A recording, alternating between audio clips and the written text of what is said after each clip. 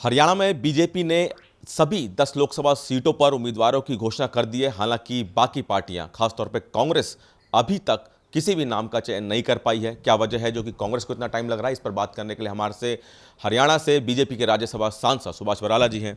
बराला जी, क्या वजह है कि बीजेपी आगे चल रही है, कांग्रेस या फिर कहें कि बाकी पार्टियां पीछे चल रही हैं? जय ने भी कहा है कि 10 सीटों पर उम्मीदवार उतारेंगे, नामों की घोषणा अभी तक कोई नहीं कर पाया है। देखिए, भारतीय जनता पार्टी की तैयारियां तो कई बार मैं कहता हूं कि जब एक चुनाव समाप्त होता है, चाहे वो विधानसभा का हो, लोकसभा का हो, प्रांतों का हो, राष्ट्रीय स्तर का हो, उसके बाद दूसरे चुनाव की तैयारियां हमारी शुरू हो जाती हैं। हम लोग अपने संगठनात्मक ढांचे को हमेशा से चलायमान रखते हैं, उसको एक्टिव रखते हैं उसको, और इसी का परिणाम है कि भारतीय जनता पार्टी ने 10 की 10 सीटें घोषित कर दी हैं। और जो हमारा मुख्य विपक्षी दल है, कांग्रेस का गठबंधन है, वो केवल एक सीट, वो भी उसके गठबंधन के साथ ही अपनी घोषित कर पाए हैं। सब लोगों के अंदर संशय बना हुआ है कि किस प्रकार से आगे बढ़ें, क्योंकि उनको लगता है कि मोदी जी के नेतृत्व में फिर एक बार मोदी सरकार, ये लगता है, इसलिए वो उनमें हिचकिचाहट है, उनमें घबराहट है। कांग्रेस का ये कहना है कि हरियाणा के जो चुनाव है काफ़ी देर में है, 7वें चरण में है, तो ऐसे में अभी जल्दबाजी नहीं है उनको लिस्ट जारी करने में। क्या लगता है यही वजह है? देखिए, ये वजह तो कतई नहीं हो सकती। वजह है, जैसे मैंने कहा, उनको उपयुक्त उम्मीदवार नहीं मिल रहे हैं। कल ही मैं देख रहा था कि कांग्रेस पार्टी के अंदर धड़ेबाजी तो है ही, देश में भी है और हरियाणा प्रदेश में भी है। मैं देख रहा था कि पूर्व मुख्यमंत्री चौधरी भूपेंद्र सिंह हुड्डा दूसरे नेताओं के लिए कह रहे हैं, इनके जो दूसरे एसआर के ग्रुप के नेता, उनको कह रहे हैं भी इनको चुनाव लड़ना चाहिए। एसआर के ग्रुप के नेता कह रहे हैं कि हुड्डा साहब और इनके बेटे दीपेंद्र हुड्डा को चुनाव लड़ना चाहिए।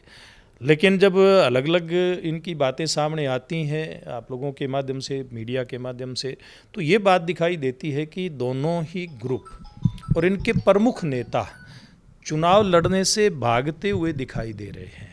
तो एक मैं समझता हूं कि जनता का जो मूड है, जनता ने जो भारतीय जनता पार्टी को आशीर्वाद देने का मन बनाया है, लगता है कि कांग्रेस पार्टी हरियाणा में भाग चुकी है। क्यों भाग रहे हैं? क्या बीजेपी के उम्मीदवार इतने मजबूत हैं, कांग्रेस को खुद पे विश्वास नहीं है, क्या वजह है? देखिए, जनता का जो मूड है ना जी, जनता का मूड उनको ये दिखाई दे रहा है कि हरियाणा में और देश में नरेंद्र मोदी जी का जादू पूरी तरह से चल रहा है। आज हरियाणा के किसी भी कोने में देखें, चाहे वो गरीब व्यक्ति है, चाहे मजदूर है, युवा है, महिला है, किसान है, हर वर्ग को ये लगता है कि नरेंद्र मोदी जी मेरे अपने नेता हैं।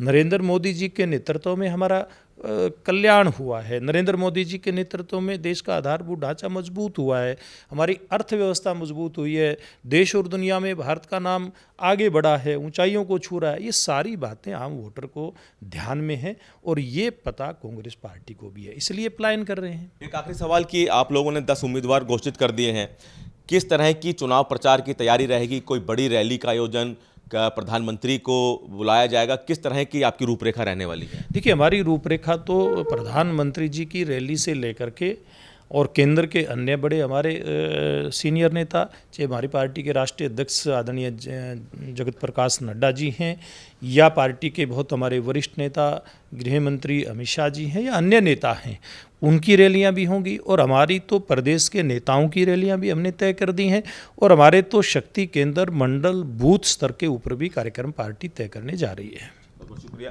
तो बीजेपी का साफ कहना है कि उन्होंने अपने 10 उम्मीदवार घोषित कर दिए हैं। कांग्रेस पे बड़ा आरोप लगा है कि कांग्रेस के बड़े नेता चुनाव लड़ने से डर रहे हैं, पीछे हट रहे हैं। बीजेपी ने कहा है कि आने वाले दिनों में बड़ी रैलियां भी हरियाणा में देखने को मिलेंगी। कैमरामैन राजेश त्रिपाठी के साथ दिल्ली से सूर्य समाचार के लिए विनय सिंह।